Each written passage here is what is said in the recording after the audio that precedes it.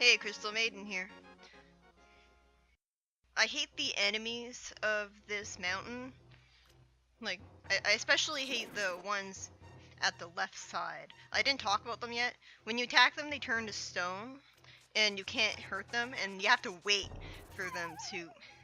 Yeah, don't dash here. That it's like they intentionally put that there on purpose just to dick with you. And I think the keys can knock you into the pits too. But anyways, I hate the enemies in Death Mountain because when they turn to stone, you can't walk through them. They block your path constantly when trying to go through the mountain, and that combined with the boulders always falling makes it really tedious to go through.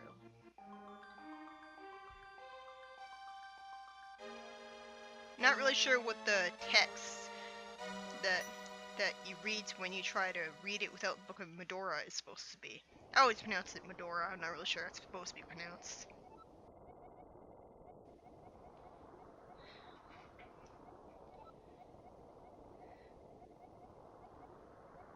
So we had Zelda show telepathy, and then Sahasrara shows telepathy. He's the only other one who does that. So my question is, are Zelda and Sahasrara related? That's Zelda. And I forgot to show off that if you come to the sanctuary, then the priest is lying on the ground and he's dying, and when you talk to him, he disappears. So that's another on-screen death, but I completely forgot to show that off because when I'm playing through the game normally, I never go there because it's a waste of time, and quite frankly, I find it to be too depressing. Even though he gets revived when you beat the game. I always call the sage Prel for some reason. He doesn't have an official name, or at least I don't think he does. But I always called him Prel. Like Link's uncle is not canonically called Orca or Orko. That's just the name I gave him when I was a kid. And you attack it with Master Sword. You can't use your Sword Beam.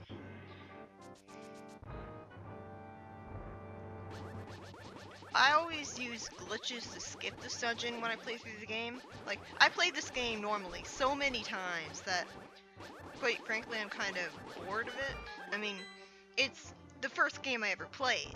It's pretty important to me, and I like it. It's a good game, but it kind of gets boring after a while. So if I hadn't learned about the walkthrough walls glitch, I wouldn't have started nearly as many files in this game as I had. I wouldn't have revisited this game nearly as many times. It's amazing just how much glitches can breathe new life into a game. Which is why I don't really approve of remakes removing glitches that didn't do any harm by being there. But yeah, I always skip this dungeon. It's not really about the puzzles, it's more just about combat. Just kill all the enemies and the door will open. It's like Zelda 1 all over again. Only there's not really any block pushing puzzles, so it doesn't even have that. And the Sword Beam, this is the first Zelda game where the Sword Beam deals less damage than the sword attack itself. I mean, I don't think that Zelda 2 had that problem. But it was kind of hard to tell because you were always dealing different amounts of damage throughout the game because of the level up system. So it's kind of hard to remember exactly how many hits it takes to kill an enemy with a sword beam compared to a sword attack in Zelda 2. But my point is, the sword beams in Zelda games after Zelda 2, they kind of annoy me because they deal less damage than a regular sword attack, and you're so much more likely to hit with the sword beam than the regular sword attack. Like, sometimes you can be attacking an enemy right up close, and you're clearly not trying to use the sword beam, and it does it anyways, and so you deal less damage than you would have normally. I hate that. I would have killed that enemy. I'm sure I would have killed the enemy a lot faster if I had used the regular attack and the game realized that I just wanted to use the regular attack and nothing else. Although the sword beam can be useful, like you constantly spam it and you can kill enemies from afar and they're completely helpless. Which is cool, but I never really took advantage of that too much, and most of the times I played through the game. I just saw it as a downgrade because once again, I can't stress this enough. You deal an average of less damage when you have the sword beam with you, because it deals less damage than a regular sword attack, and it can very easily damage enemies when you don't want it to. I always like knocking this guy off the edge. It's such a nice touch that you can knock enemies off the edge into pits in this game. There's so many new concepts that this game introduced to the Zelda franchise that I love. So how did he knock Zelda out? I mean, they don't have knockout gas because it's not modern times. I'm sure he just used a spell, because if he hit her in the head, well, in fiction, hitting someone in the head is less likely to cause them brain damage and kill them. But still, I don't really, just because I know the fact that head trauma is so much more likely than fiction implies to kill you and cause permanent brain damage, I can't see someone get hit in the head and knocked out in fiction without cringing, so I'm pretty sure he just used a spell to knock her out. Yeah, anyways, this boss is annoying because it's pretty much memorization, figuring out which attacks he's going to do. Like, it's annoying when he sends the blue thing at you, because you hit it and it splits up and it doesn't hurt him. Why does it not hurt him? Why does the other thing hurt him and not that? You can also use the bug catching net to reflect the magic back at him, but you don't want to do that, trust me. I'm going to show off exactly why it sucks later on. Because yeah, there is another Ganon fight after this. Spoilers. But yeah, this fight is annoying because sometimes you don't hit it back at him in exactly the right way. And you want to stand close to him at the top of the screen when he shoots lightning to make sure that you won't get hit by it. And so Hasperlat must be pretty powerful if he can communicate with you telepathically, even from the light world, even across dimensions. And I like the contrast there with, they have the pyramid, and Hyrule has a castle. Link Between Worlds completely got rid of the pyramid, and it pisses me off. I liked the pyramid. It's really unique to see a pyramid in a place other than a desert. And they don't really show pyramids in places other than deserts very often.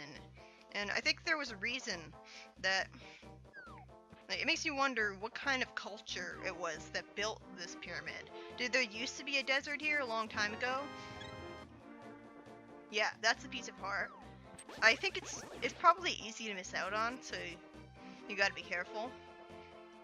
I think the thing about Zelda games is that you're probably going to spend your first time through exploring every inch of the screens so that you can see all of it and make sure you don't miss anything. You know, it's like Pokemon.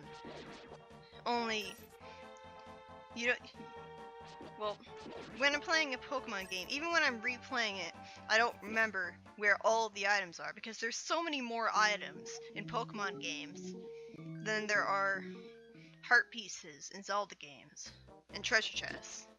So it's a lot easier to memorize where all of the heart pieces and treasure chests are than in Zelda games. So on your first playthrough, you're probably going to spend a lot more time than in subsequent playthroughs because you know where everything is. And so you're not climbing through every single inch of the screen. Lake of Ill Omen. It doesn't say Lake of Three Omen, it says Lake of Ill Omen. They chose the worst possible font for that. Like, really? You think they would see that and decide, you know, maybe we should use a different font for this game? Well, it was probably written at a really late stage in development, and they decided, you know, we'd have to go back to all of the text in the game and change it to make a different font to fix that problem. Because giving the sign a different font from all the other signs would make it stick out weird. Yeah, I like to toss the sign into that thing. It's pretty funny. It's like for the irony factor. It's a nice touch that a skeleton fish jumps out of the water when you throw stuff into it. In the light world, a regular fish jumps out of the water. And there are whirlpools in the dark world too, although they're not as common. And I hate these guys. They're so cheap. How are you supposed to attack them when you're in the water? How are you supposed to dodge them with the horrible swimming controls? Yeah, I didn't talk much about the swimming controls in this game, but you keep on moving when you don't want to keep moving. And that alone makes them horrible, and the turning is awful, and there's just so many things about the turning. The swimming is just awful, and you have to constantly mash the A button so that you keep on going fast and go as fast as possible. But even then, you don't swim very fast. And somehow they managed to make the swimming in A Link Between Worlds even worse, because you swim even slower. What was wrong with Minish Cap's method of swimming controls, where you swam pretty fast, even before you got the swimming upgrade, and you could move in pretty much any direction, and you didn't have horrible turning controls, and just see, I jumped into the water, and I automatically started moving forwards. And you keep your momentum. You keep momentum when you're moving in the water. It's not like when you're on ground, and you can stop moving instantly at any time you want, which is good controls, even if it's unrealistic. No, I just never liked the swimming controls in this game at all. They're just awful. And that's cheap. Again, why do they have enemies in an area where you can't attack? That's cheap. These blue ones don't throw anything at you, which makes them seem kind of pointless, but they're still cheap because they can still hurt you through touch damage when you're defenseless because they're swimming.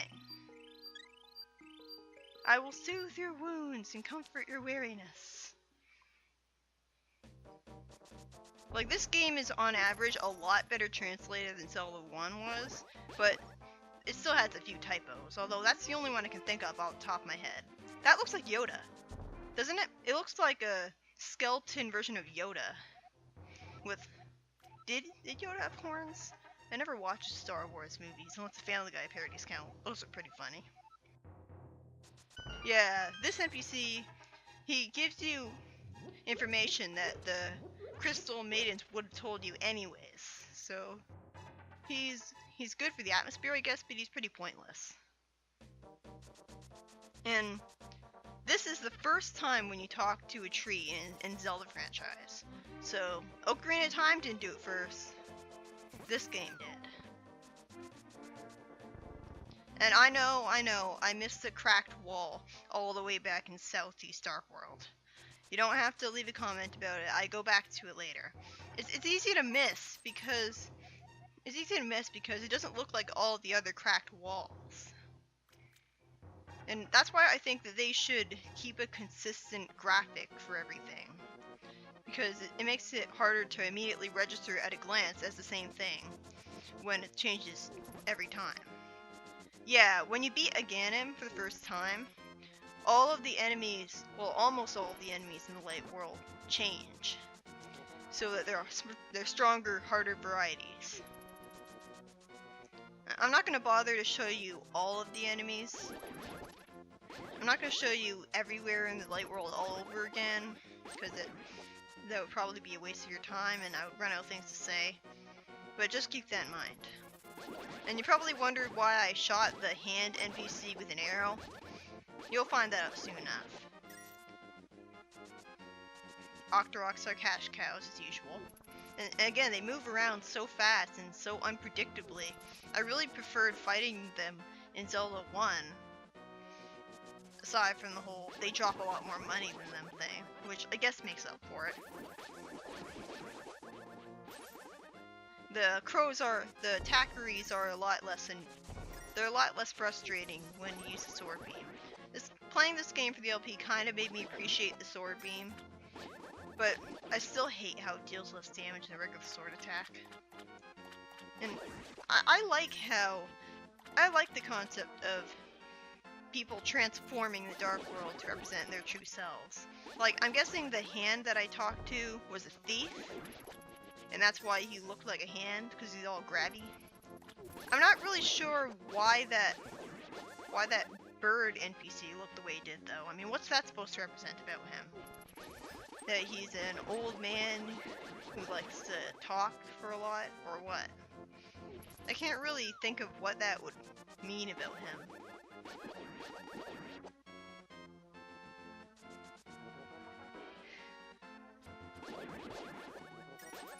So yeah, that basically beating Agahnim for the first time doesn't really add anything to Light World. Well, it adds one piece of heart.